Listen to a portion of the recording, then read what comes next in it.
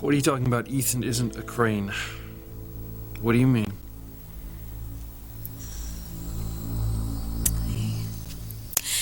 I meant that I never got the impression that Ethan was like the other cranes. Well, you shouldn't believe everything you read in those society magazines. Ethan is definitely a crane. I got the proof tonight. Teresa, you should leave your brother alone. He's been through enough tonight. I'm gonna grab a beer.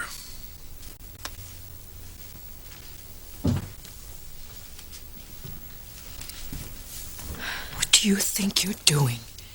You almost let it slip that Julian is not Ethan's father. But Mama, I didn't. Only because I was there to stop you. Now, Luis has lost Sheridan tonight.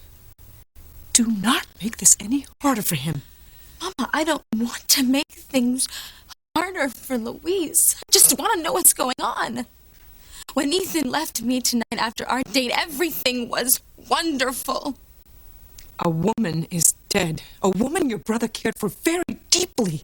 And a woman that Ethan loves like a sister. And the only thing that you can think about is your wonderful date. You should be giving all your love and support to your brother. I can't help it. All I can think about is how Gwen is using this as a way to push me out of Ethan's life. Oh. This girl is obsessed. I'm afraid for her. I'm going to see if Luis needs anything. You do know your mother is absolutely right. You need a shrink right now. Why, Whitney? Because I'm in love? Because I want to protect the man I love from a woman who wants to use him? Will you please get a grip? How do you think Gwen feels right now? Her and Ethan were together for years before you came along. Ethan doesn't love Gwen, not the way he loves me. Fine. Think what you like. I'm gonna get a soda.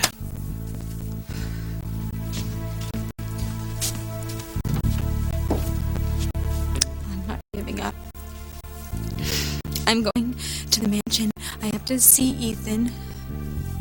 I have to see for myself if Ethan really has forgotten his love for me, and I have to remind him of the special bond that we share.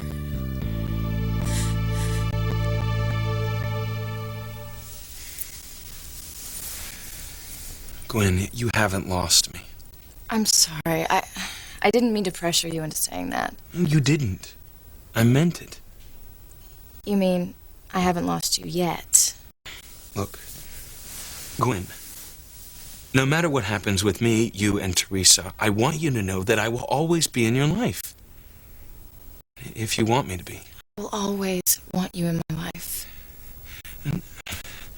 And I'm sorry about everything that I put you through and what's Teresa's going through. No, don't worry about that, okay? Just let me be here for you like I always am.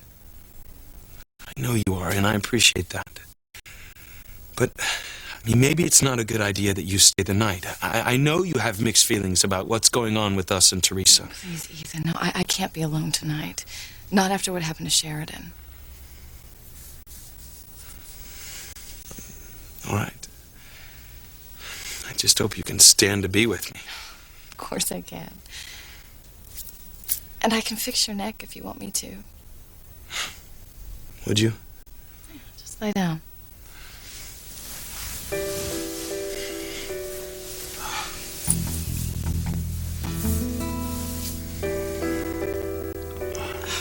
You've got a huge knot.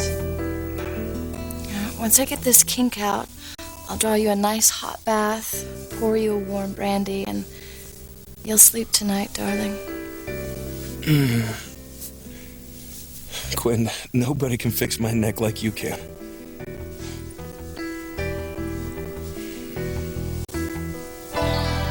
Are you positive one of the men had a French accent?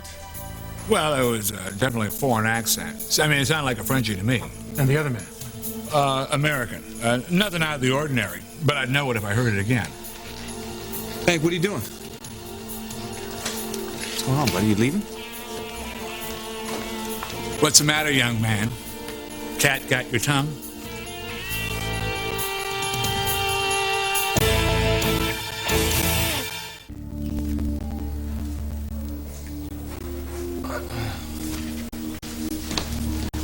for me, Chief? Yeah, I want you to take this man down to the station and get a statement. Yes, sir. Thank you for stepping forward, Mr. Kennedy. I just want to help you get the killer.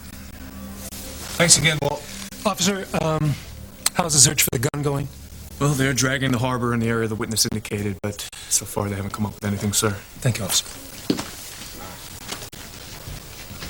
The fisherman seemed positive he heard the gun being tossed off the pier. Yes, he did. These are the bullets I took out of Sheridan. I know we have to wait for your notes to be typed up, but what can you tell us from your preliminary findings? The only thing I can tell you is that whoever did it at point-blank range. Any sign of a struggle? No, there's no sign of a struggle. As soon as the notes are typed up, I'll have them delivered to you. Thank you, Dr. Russell. Thanks, Chief. So Sheridan must have known her killer. Yes. But if the killer was hired by the drug cartel, wouldn't you put up a fight? This is gonna be over. I know you're upset, Hank. But once we find the gun, we'll have the prints of the killer. And then it won't be long at all before we can identify him.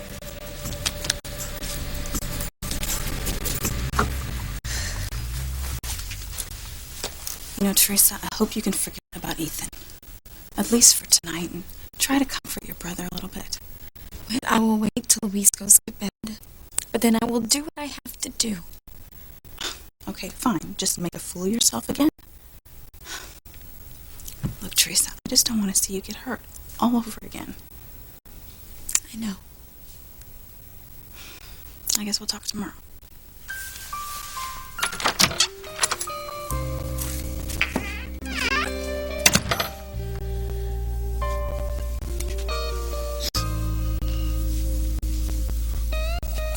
Thanks for being here, Marla. You too, Teresa. I don't know what I'd do without you guys.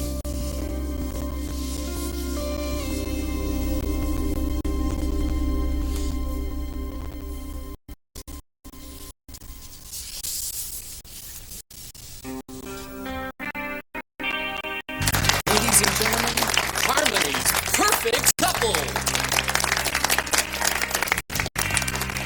Harmony's most perfect couple. What a joke.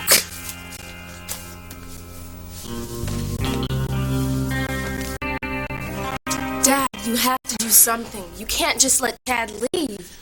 Sugar Bear, as I told you before, he's his own man. There's nothing we can do. This is all your fault. What? Chad is leaving Harmony because of you. You have always hated him because he didn't come from a nice family or have any money. You are nothing but a bigot.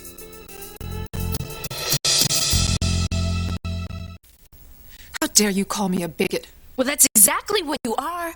You're prejudiced against Chad because he grew up without a family, grew up on the streets, and he doesn't have any money. You have never given Chad a chance. Chad is a decent, kind, and very intelligent boy, and you could never see that. The only thing you could see was the fact that he was poor and he didn't have any roots. Well, that just makes you the worst kind of bigot, doesn't it? You apologize to your mother right now. No, I won't. I'll get her down here and make her apologize. I, just came by to give you back your keys.